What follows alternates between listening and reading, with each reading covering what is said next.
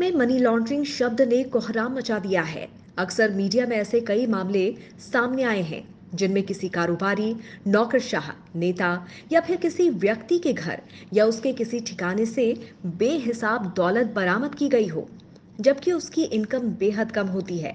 हमारे देश में मनी लॉन्ड्रिंग को हवाला के लेन देन के रूप में जाना जाता है। भारत में ये सबसे ज्यादा लोकप्रिय 1990 के दशक से हुआ था, जब इसमें कई नेताओं के नाम उजागर हुए थे।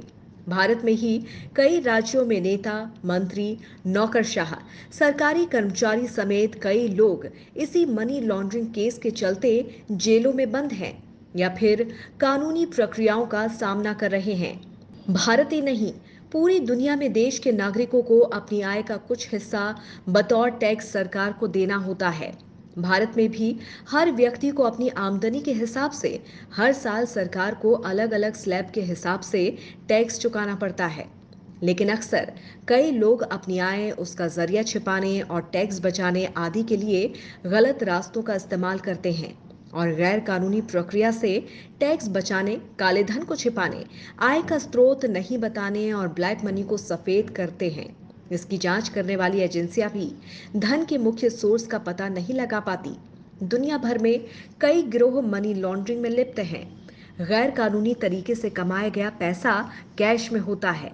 फिर इस कैश को मनी लॉन्ड्रिंग में लिप्त गिरोह फर्जी कंपनियां बनाकर, जिसे कि शेल कंपनी कहा जाता है, उसके जरिए उन देशों में भेजते हैं जहां टैक्स से जुड़े नियम बेहद आसान होते हैं। इसके बाद इन्हीं फर्जी कंपनियों के जरिए वहां से पैसा फिर से भारत में निवेश के तौर पर लाया जाता है। जांच एजेंसियों की रडार में आने से बचने के लिए मुख्य तौर पर मनी लॉन्ड्रिंग का प्रयोग किया जाता है।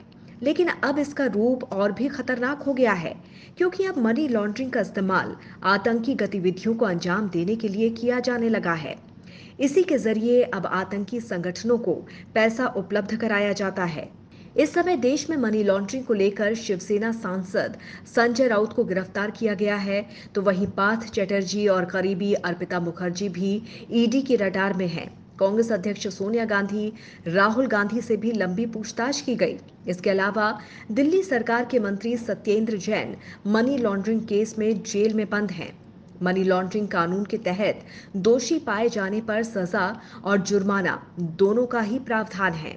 भारतीय संसद ने वित्तीय अपराधों को रोकने और वित्तीय अपराधियों के खिलाफ कार्रवाई करने के लिए prevention of money laundering act बनाया है।